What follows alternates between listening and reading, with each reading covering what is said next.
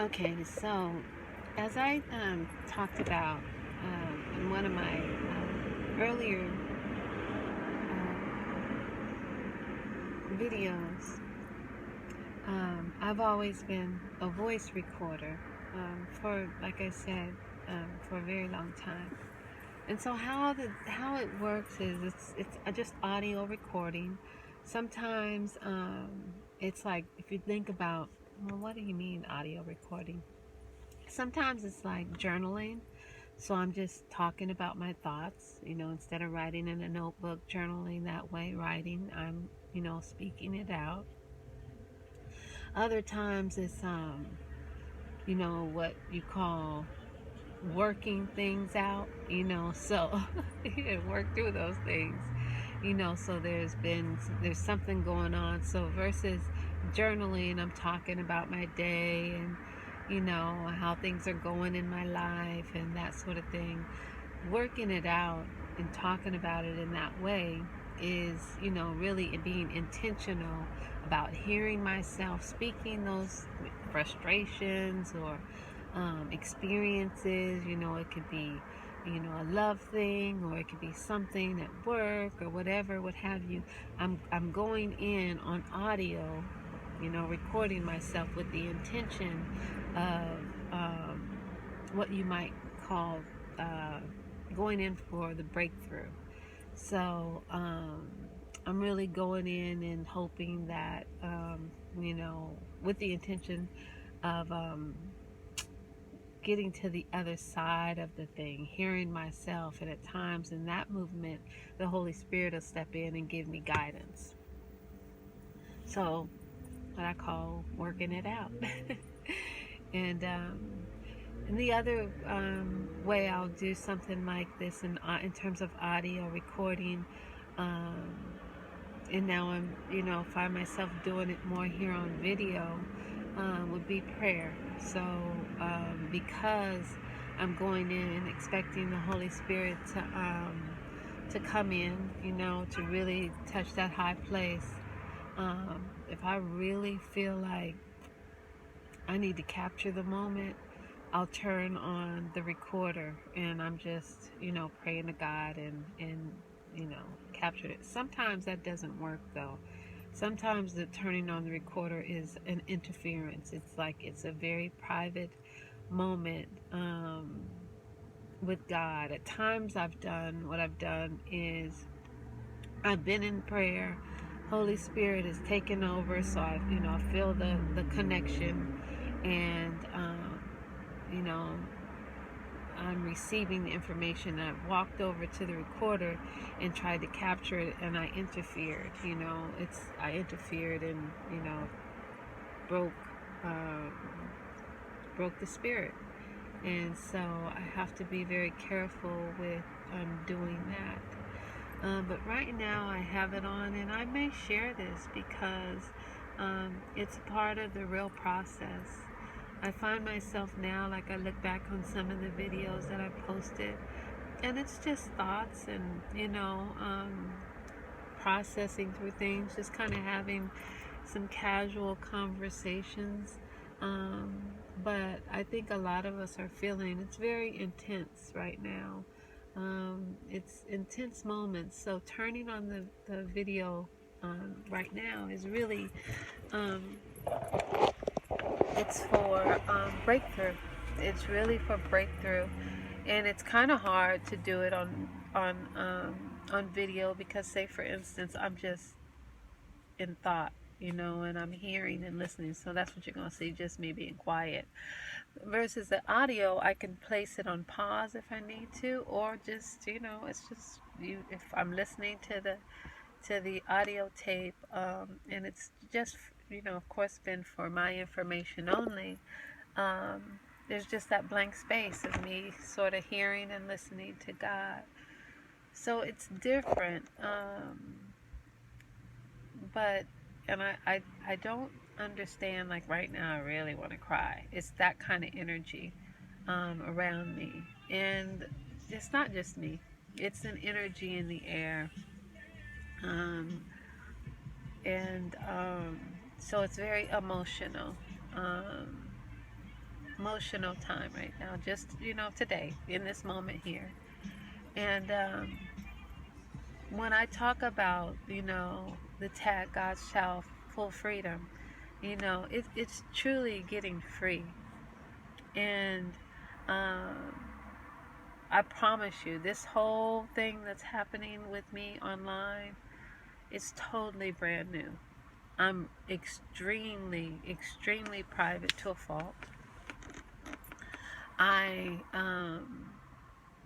I also have a shyness about me, but I've I've been working through that for a very long time. Probably when I kind of broke through that thing at Howard. As a matter of fact, Howard just, man, they push you. They put you out front. I remember being in this a communications class, and we had to get up front. And it was very difficult. It was extremely difficult for me to do the whole public speaking thing, and I did it. And next thing I know, they were selecting me to do this oratorical exhibition in front of this audience in this stadium theater, and it's all of those things. But that's the beauty of it, right? Pushing you to that place, my fear, and with that push from Howard, like, push you on out there. And then I even was surprised, and with the gifts in me, that I was so afraid that I would have never discovered it on my own. So that push was good. So the shyness piece, but I still am a reserved. I'm gonna sit back. The attention sort of thing is not for me. Um,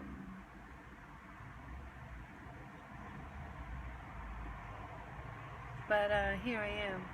And so, but it's still, it still kind of touches on those shy places that I've had, since baby girl. And so maybe this is why I'm, working through this thing now on video. I promise you, I am a visionary. So, when I say I don't see anything, I see something, but I don't have clarity of what I see. I'm not clear. And that's what God knows. And because there's not the clarity, I don't know. And so I wait for God to really show me that thing. So I'm not just, just doing something without intention and purpose. And I really don't have the purpose of it. I can't tell you that. But I do understand that it's tied up. It makes sense because I'm just doing something that I've always been doing, and now I'm doing it on this video, and I'm sharing it with the public. I do know that, and I'm hearing this because it's really important for me to knock down walls right now, to break through boundaries, to truly understand that there are no limitations, not just to talk about it, but to move through it. When I talk about soaring, truly soaring, all of this stuff that's going on with me right now is very clear that it's a moment, and it's making me brand new. It's really like a rebirth, and it's like the eagle breaking through, the egg, the butterfly, breaking through the cocoon. That's the feeling in my spirit that I'm experiencing at this moment. So, this is what that is. It's like that push. Now, what I'm pushing through to, I'm not sure, but it is breakthrough. And so it's very important for me to do what I'm, feeling led to do, and hearing that I need to do. And, does the ego know what it's breaking through to? Does the butterfly know what it's breaking through to? No, but it's time to break it, break through. And so that's pretty much what's happening right now. It's even why I turned on this video. And it was very scary turning on this video right now because, like I said, am I going to get out here and just start bawling, crying, because those are the emotions that I'm feeling? Or what?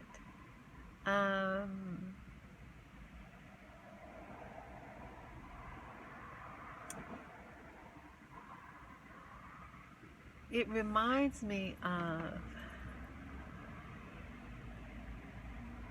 why would I even share something like this on YouTube?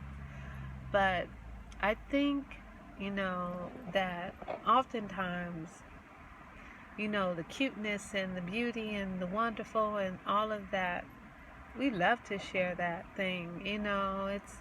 I remember Lauryn Hill talking about on her Miseducation, or not Miseducation, I think it was her Unplugged or something, and she talked about when her family went to Disneyland, seeing all the beauty of Disneyland, but, being a celebrity, taking her family there, how they ushered them through the back, and so she was able to see all the grime and the grit and, all the not so shiny places, and then to step out was like, Hollywood. I mean, Disneyland, Mickey and Minnie shiny faces, but behind there, the work and grit and grime that goes into that, creating that shine, we don't see.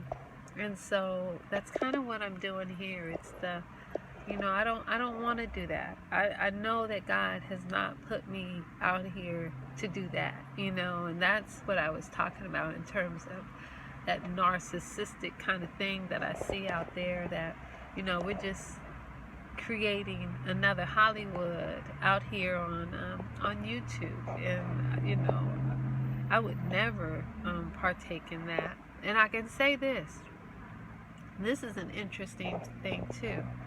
I've never had a desire to be in front of the camera or anything like that. I knew that I had a gift though for like theater, just because of a class that I took at UC Davis. It was a drama class. And as shy as I was, the same thing with the communication class at Howard, it just, something in me just pushed through, and it was like, it wasn't even me. It was nothing that, it was the spirit. It was the spirit. And, but I still didn't get that, like, oh, this is what I want to do. It was just like, wow, I did that kind of thing with it. But it was a drama class, and so the theater was never in a play or anything like that, but the class, the skills, what do you call it? Like, it was kind of like,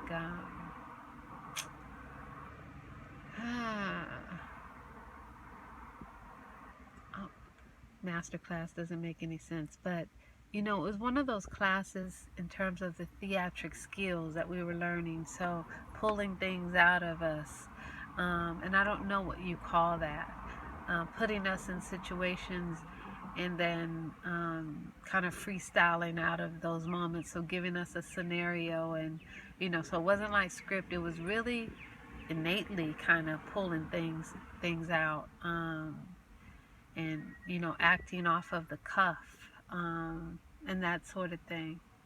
The communications that I had at Howard,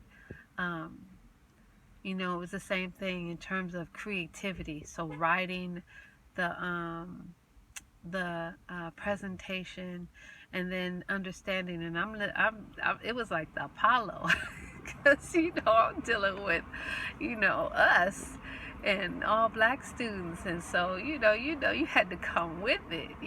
Puppy was at Howard, and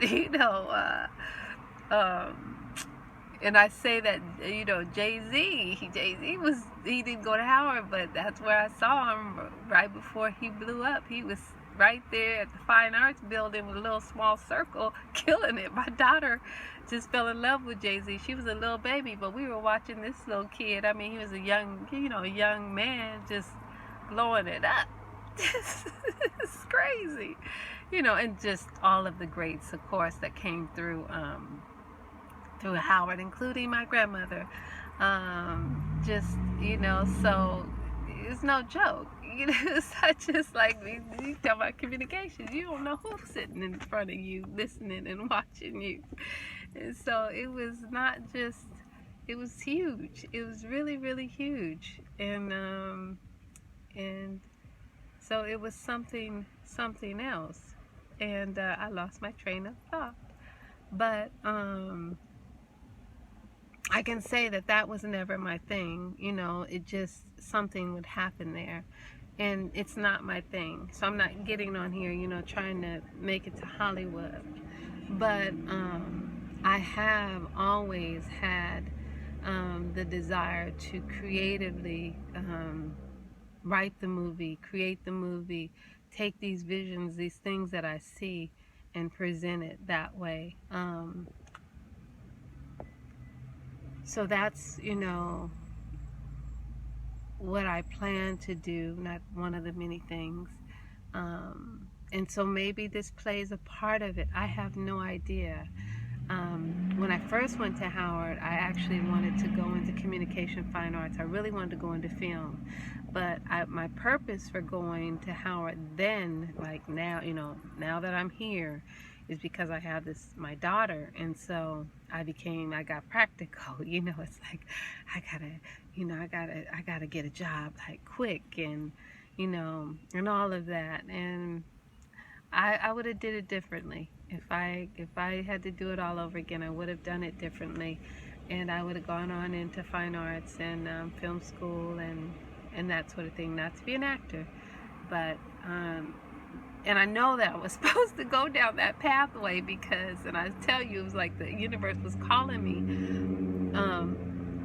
I was still longing, so I'd walk past the fine arts building and just like, or else, there were students, that was the connections I was making, because the energy and the spirit and that sort of thing. But I'm in School of Business, and we bad over there, though.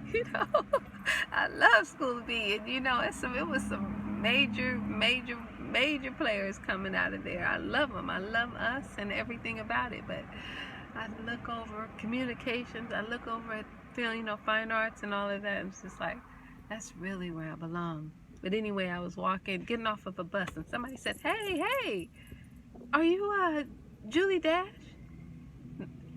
Julie Dash? I was just blown away. That's Daughters of the Dust, I mentioned on one of my other videos. Julie Dash, one of my favorite movies.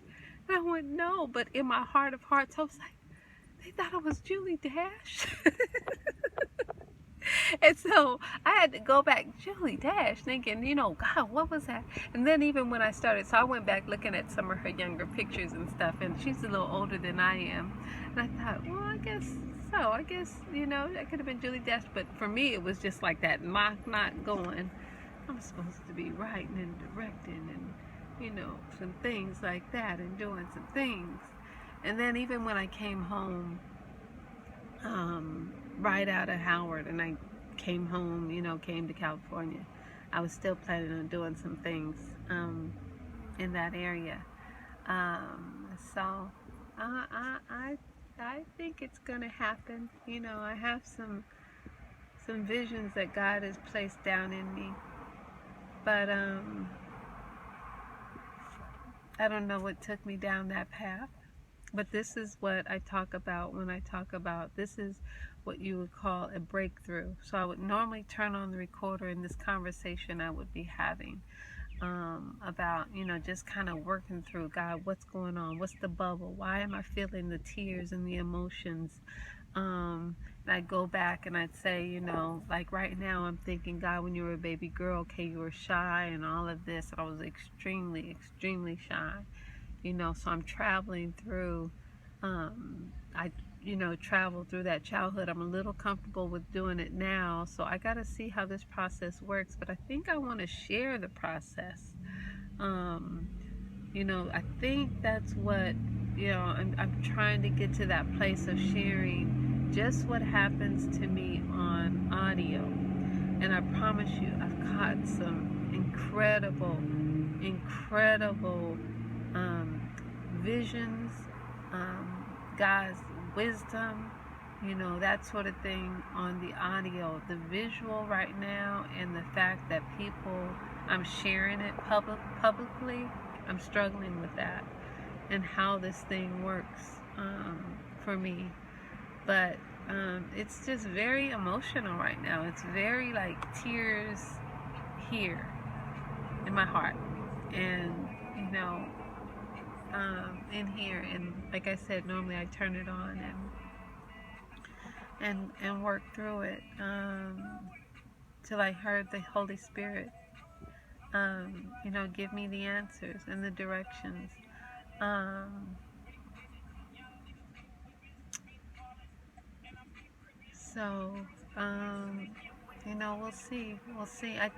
Also, the sky, it sprinkled last night, and it's a little cloudy. Fall is here. Things are changing. It's a complete change, in my life. My whole life is changing, and has changed. And I'm getting ready to move across country. And I'm excited about that. It's just that I'm kind of like I said, pecking through the egg or the cocoon, to get through and onto the other side. I'm really excited about that move. I think it's gonna be very special, very special. Um, there were a couple of women who I instantly made a connection the moment I met them, back in 95, 6 in Washington, D.C. One was is a healer, and I had gone on a 40-day fast. And out of that fast, my words were different. My everything was just, God, God just, He was ever so present. I remember I couldn't even, words were extremely important, even during that time. Like I had stopped saying hello. It was greetings. Greetings was just came out of my mouth. It was greetings. I didn't eat anything. Did juices right after the 40 days for a long time. Then I came off of that and did all live, all raw food for 3 years. And then I was a vegan, for the next probably 6, 7 years, 8, I'm not sure how long. And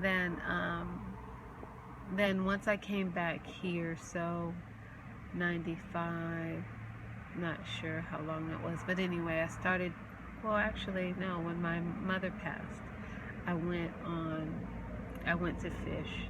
My body's changing, I need the energy, and I'm not getting the protein because I'm not as disciplined as I was during that time with her. I'm starting to grieve and stuff, so I started doing fish, and I just got off of fish this year.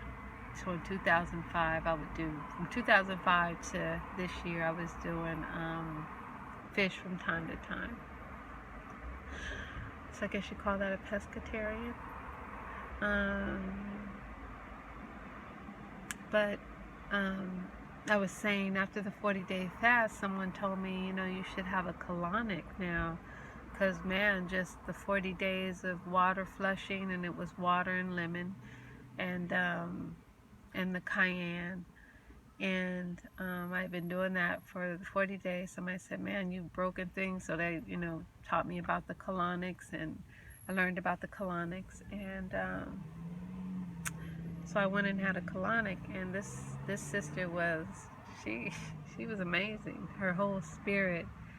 Mama Ngozi is her name. She's my sister, my friend. I love her so very much. She was more than just a colonic cleaning my insides. I mean, she's a healer. Her business is called Internal Focus. So our inner focus, internal or inner, I'm not sure. I'm sorry about that, Ngozi. I believe it's internal focus. And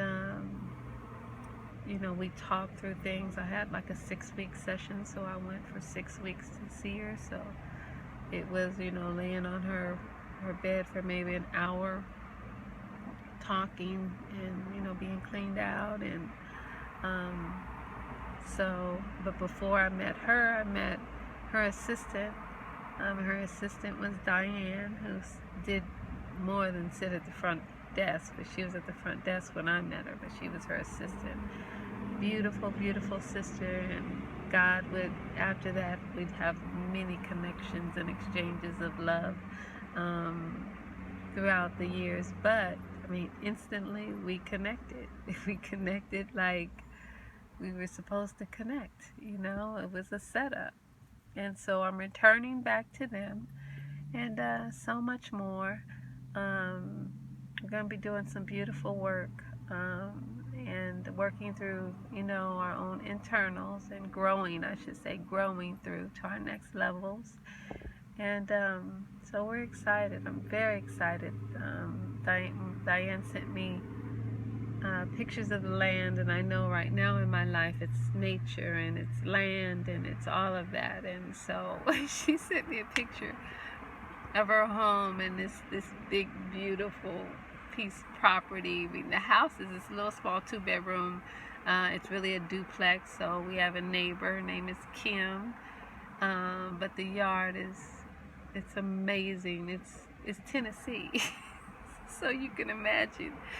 I could see myself doing my workout. We're going to have events, and it's going to be a beautiful thing. We see it, we're talking about it, we're planning, we're making connections with folks.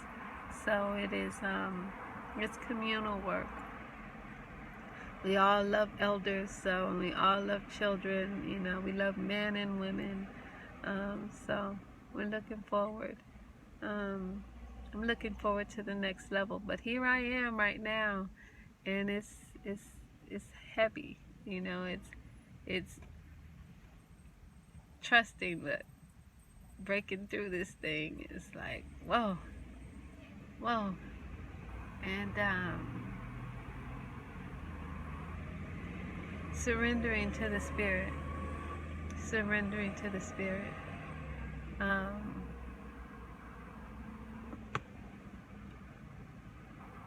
It's interesting because, there's mosquitoes everywhere. Up until this point, after my father passed away, a lot happened with the family, and kind of how I got into this position why I'm in this position, the family dynamics, and I had financial situations that had started happening the year that he was passing. I actually quit an amazing job. Beautiful, wonderful people. I worked out of my home. I worked there for 14 years. And but I also traveled around the state in education. I was able to get my master's, and it was beautiful. But God was doing something, and the energy was heavy, and I was extremely tired. Things were changing with our organization, and my priority was my father, and something had to give, and so it was my job, and which it was all the year before my father's passing. It was October of 2017. My father died, of 16. So I had an entire year with my daddy. And then, January was the final. And my father died in February of 2018. So he gave me a year of my daddy, concentration, and so I'm happy about that. But of course, it was a financial strain that then became very financially heavy, after he passed away. But it's all beautiful. I mean, it's, even what I decided to do, because after he passed away, I decided to, I needed healing, and I needed to connect with nature. It's what I do. I know, I mean, it's what I've done. I know how to. It's not like a new thing for me. Even if I'm connecting with teachers and healers and that sort of thing, I've been healing for a very long time, starting, the process. I started the process in, consciously started the process in 1995. And, it's forever. It's forever. So, I knew what I needed. The interesting thing was I wanted to go up to Mount Shasta and get connected with some people there. And I do sweats, Native American sweats, and those sort of things. And just really, I knew that I needed to get connected to nature. And Mount Shasta was burning down in the summer. Um, Nature, I couldn't travel, so I did, and I did what I needed to do, and it's been an amazing journey, especially during the summer. That I'll certainly be sharing. It's been a beautiful, beautiful process. But fall is here, so things are changing. I feel it in me and all around me. So this is the place of faith. I mean, and if you think about, what the ego, the baby ego, punching through that, through the egg or the butterfly, what everything is feeling different. Everything. I'm now a butterfly, from caterpillar to butterfly, and I'm tapping through this cocoon, tapping through it, tapping through it. I'm, it's. I know it's changed. I know it's different. Um, and the next um, several years it's gonna be a brand new, beautiful journey. But I'm nervous, and like I said, it feels heavy. Emotional with it. That sort of thing. I'm actually in the ninth cycle. So in terms of cyclical, the cyclical journey, this is an ending. So this year, everything that has happened is to no surprise. From the very beginning, my father, transitioning, because this is the year of completion, of endings, of letting go, surrendering to all. And I promise you, it has been exactly that. It's the final year, and then the brand new, as I feel things being, rebirthed, if you say, new beginnings, all of that happening.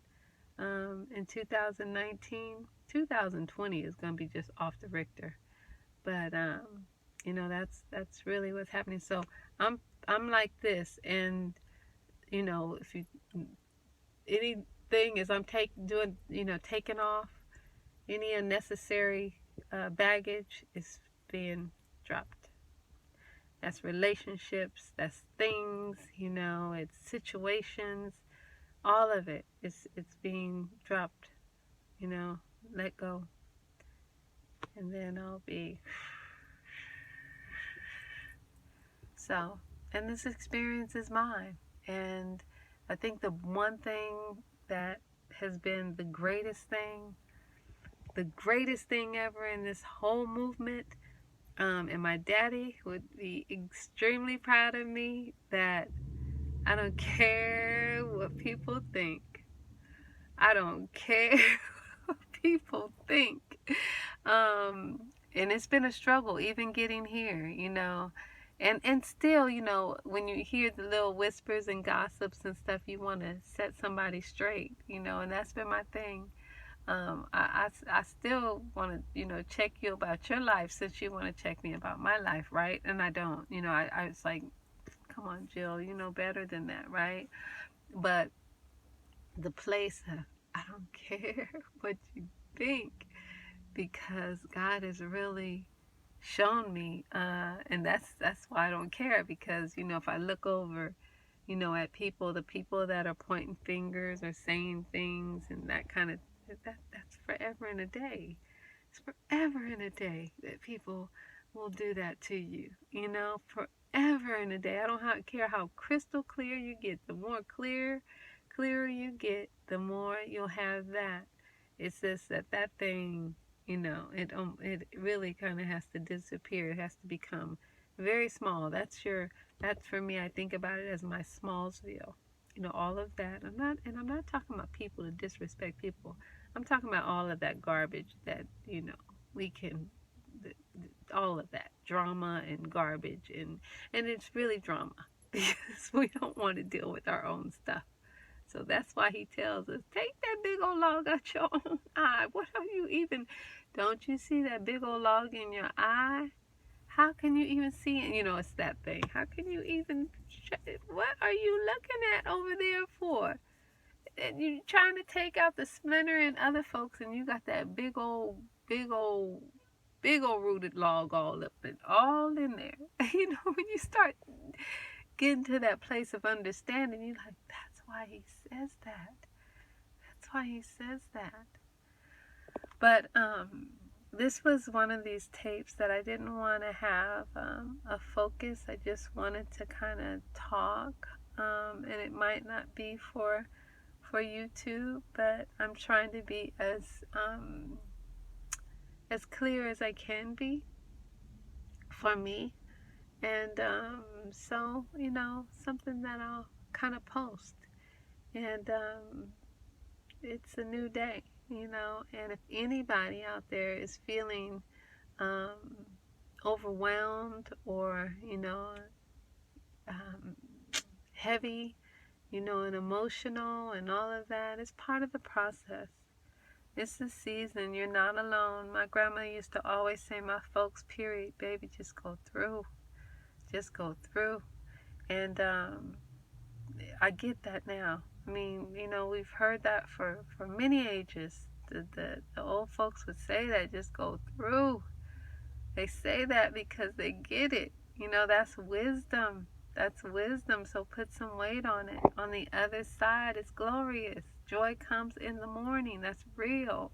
On the other side of that thing that you think is just, I cannot do it. I just cannot do it. Oh, I can't. Yes, you can. Yes, you can, no matter what. So my thing is, I'm here. I'm here. I'm here. I don't know what it's going to take. I'm here. I'm breathing. I'm here. So, here I am, Here I am. And I know God has worked it all out.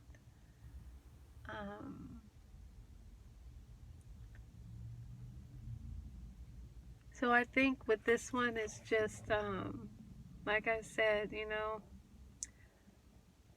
ain't about me. I don't want to get on this thing, and I see a whole lot of that. Everybody's trying. It's just another level of Hollywood, and one thing my mama, I think I questioned too, going into fine arts, because when I was a young girl, it was, oh, she's so beautiful, the 20-year-old beauty. And my mama would always, like, pretty is as pretty does. And not to take it from me, but she wanted to know that it was more to me, and that it's more important to have some depth, and that she didn't want me to be paper thin. She didn't want that whole fake. My mama was real as real comes. And so that's what she was nurturing out of me. And sometimes it's like, well, I just want to. I had an uncle who wanted me to do. He wanted me to do Michael Jackson Thriller. Ola Ray did. So there's a girl from Sacramento too, and he was like, he would say, you can do that. And my mother would just be like, no, she didn't want me fooling around with the goofiness of Hollywood. and getting that all in my head. She wanted me to go to school, be solid.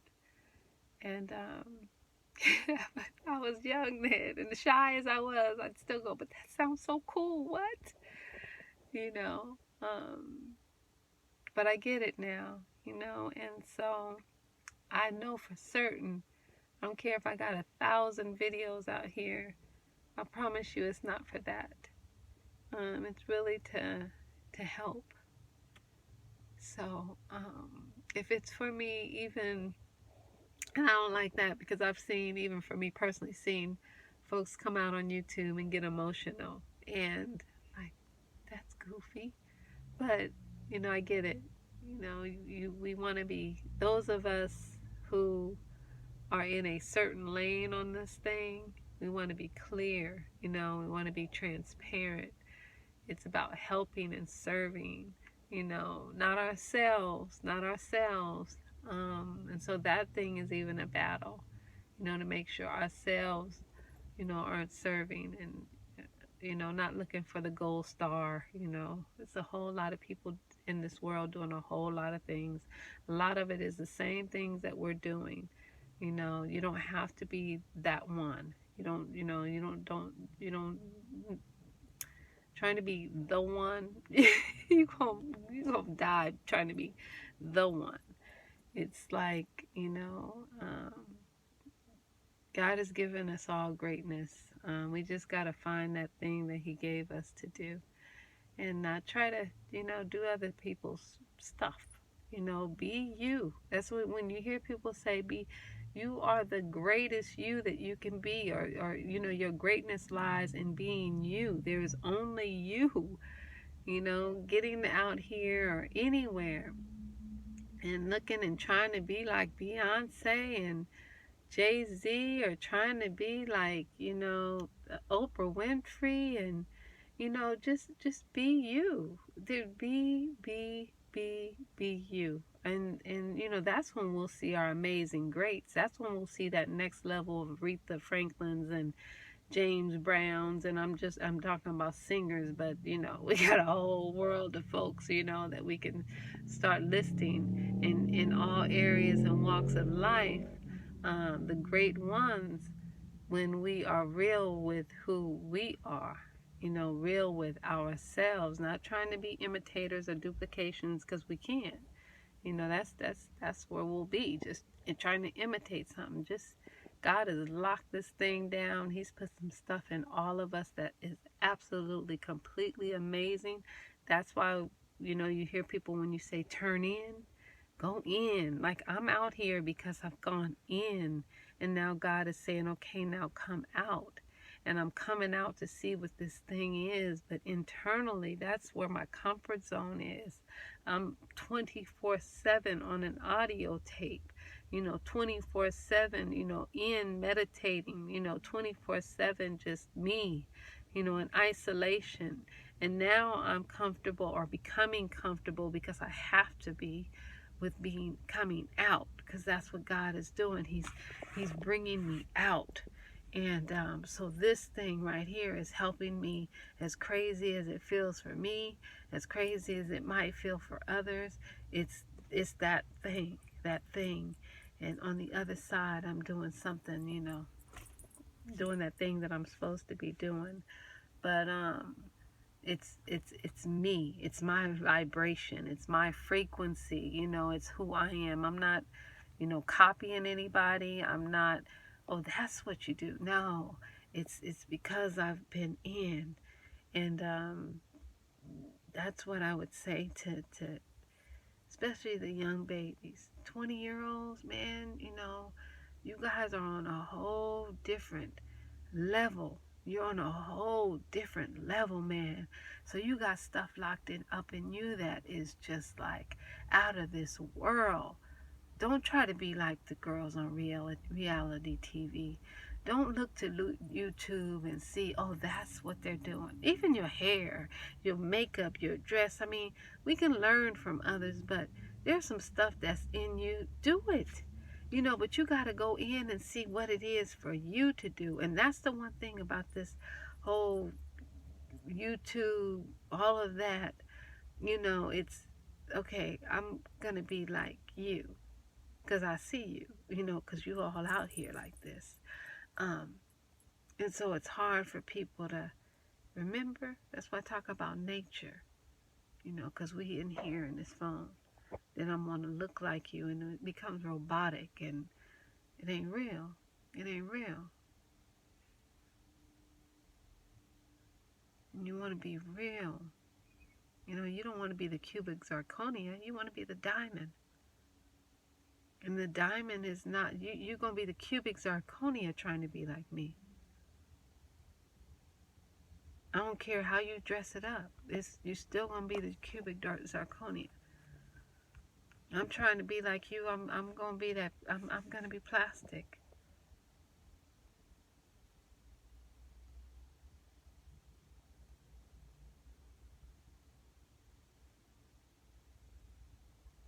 You are the trendsetter at your best.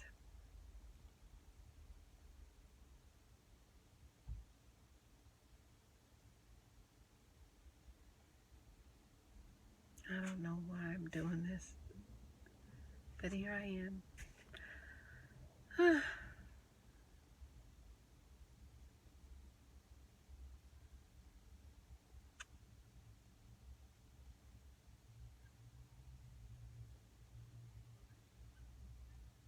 Alrighty. And even that, you see, this is the trippiest thing about this process for me, and I'm glad that I'm capturing it, as uncomfortable as it is.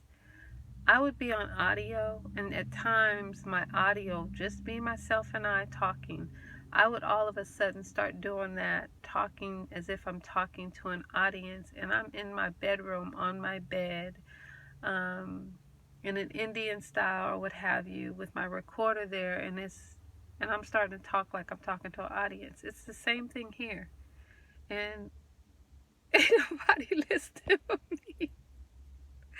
But it's the process. It's kind of an authentic process. So we'll see where this thing takes me. I'm just traveling in faith. I'm traveling in faith. Anyway, here I am. I think I worked through at least tears.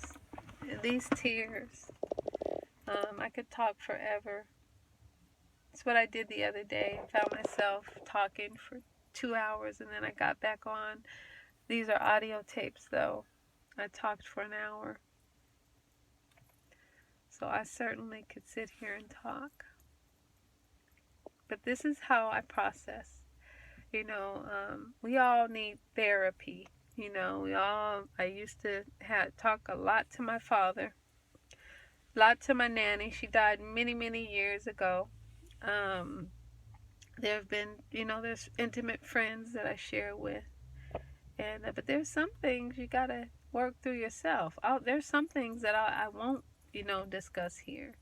And I'll either write it in my journal or I'll do an audio about it. But I got to process it out. That's the healthy mind and the healthy heart movement. A lot of, for my community, for Black community, we've always been uncomfortable with the whole therapeutic thing, clinical thing. It's like a stigma. But there's things we got to talk out, and it's not always speaking to a group of people. There's some things that we not comfortable sharing in groups because there's things that you gotta have some trust around you. You do.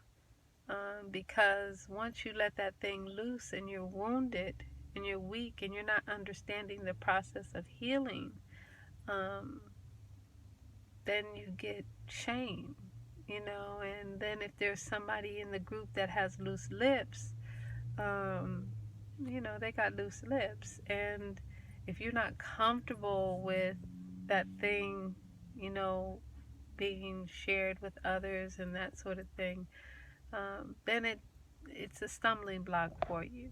It's a stumbling block. So the whole healing process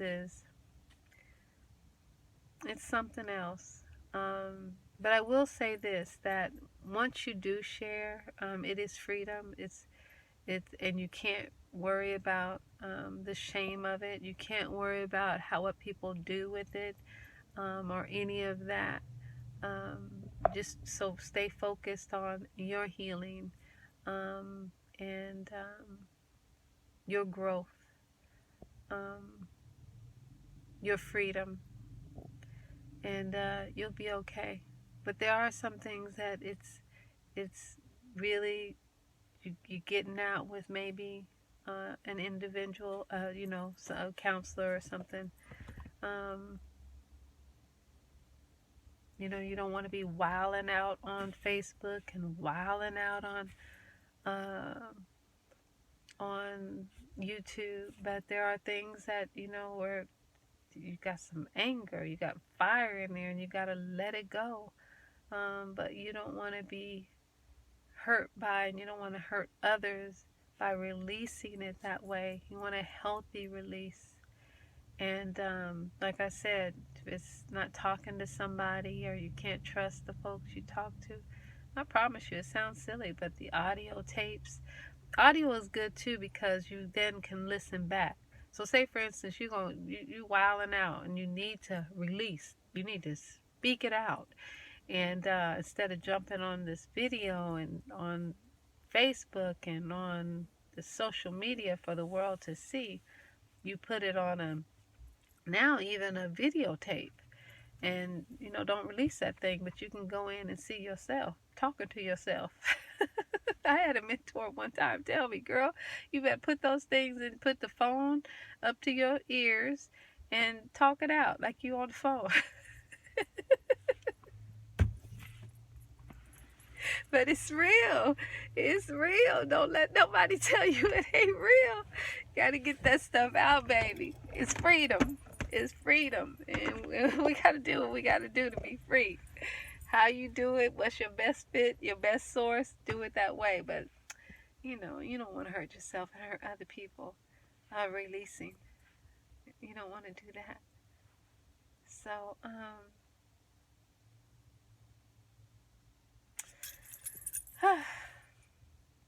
I think that's it for now. It's all for wellness and love. So, I don't know. I guess this will go up. I don't know. I'm glad I didn't just cry like I was feeling inside, though, because I turned this on. It's like, God, no. I'll say this, too. I don't go to the building. And I know some people get offended by that. One day, maybe, if I was in Dallas or TD Jakes, I would go to TD Jakes. I would go to TD Jakes. And I love Sarah, too. Because they're in, and there's things that I don't agree with, and so I don't agree with a whole lot. I don't agree with some of the things I do. So, that's what's crazy. But I would. Um, but the building thing, I don't, do that right now. Um, but when I did, because God led me there, and I've had wonderful experiences. For the most part, he led me to a little black church. My family has strong roots. I had mentioned that in the church, and one day I'll share the whole uh, thing with that. But my father was at our church where my mother, he and my mother and the family went when I was a baby, and I was supposed to meet him there, but I ended up at the wrong church. Holy Ghost hit me, and I was there alone. They took my baby, and I was all over the place. And then every time I would walk in a building, it would be like that. And so then I would get embarrassed. I mean, sometimes I would walk through the door. The pastors and bishops, they love to see me because it would stir them up. And all I could say is I love, love, love God. And so I came to worship. When I say I don't know what y'all came to do. I came to give him praise. It's like that. It's like, I was going in like that. And so for a bishop or a pastor, that's like, so when the word came, they tell me, they share with me, when the word came, they were ready. And I wanted to stir up the spirit, I wanted to stir it up. I wanted the room to get to rocking, so, but the only thing about it I would say is I would get really embarrassed because the Holy Spirit would really just take over me, and I would get ashamed. I would be ashamed. I leave out there like, and so before I would go, sometimes I go, God, please don't, because I'm a baby in it. Just don't. I wouldn't be embarrassed. That sort of thing. And this is the beginning of my my my movement. And of course, I was going to, you could just hear that. No, I was going to Pentecostal churches, where the energy is like that, right? And then, and another time, he sent me to I told you, white leadership, and I was really shocked, but fell madly in love with the church, in love with the pastor's wife, the pastor too, all of them, just fell in love. Matter of fact, it was the pastor's wife. Of course, she was a white woman, and I hadn't done. The reason why I say that, because I hadn't done a white church. Our family was, um, you know, birthed in terms of the church building out of a black church, and so I was really surprised that God had sent me. And before I knew it, I was at the first lady's house with about 12 other women, and I had fallen in love with her. She fell in love with me shortly thereafter, not long after my mama died. So I felt like she was like my surrogate mama. I loved her so much. Um, and so I've had good experiences. I've had gone into buildings where I've heard silliness though, and it's just like, that is so, so silly. And I'll talk about that, but I'm not against the building. I just know that God has a lot of work to do, just like He has a lot of work to do in all of us. But we got things we got to learn. Like I was doing this 5 a.m. workout group, leading this group, and I could see depression leaving, and people, their charts, diabetes and stuff were, charts were, being lowered when they go see doctors. Just beautiful experiences for people, losing weight, walking and all of that. And, pastors and stuff were telling them like it was, yoga is like witchcraft, and meditation is, just come on now, y'all. We got to breathe. We got to close our eyes, center ourselves, get balanced. Get centered and breathe to help us get balanced in our physical. Yoga. Oh my God, the stretching. See, and there's things like that I can't, yoga being the devil and all of that. It's like some things that we just got to not be so ignorant. And there's a lot of things, of course, right? The money and all of that. But like I said, I believe God He's doing a thing, man. He's doing a thing. And, you know, so God's going to work it out. And, the church, the work that I see happening, the church, it's outside of the building. People are really, really working for God outside of the building. They really, truly are. And so,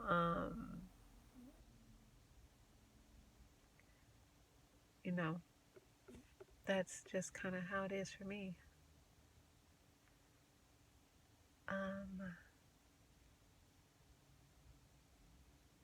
I think that's all.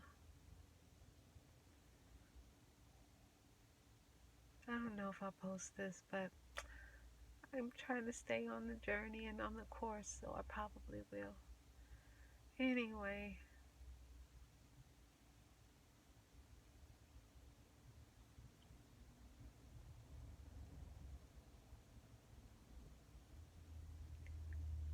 I think that's it for now. All right. Be well. Be loud.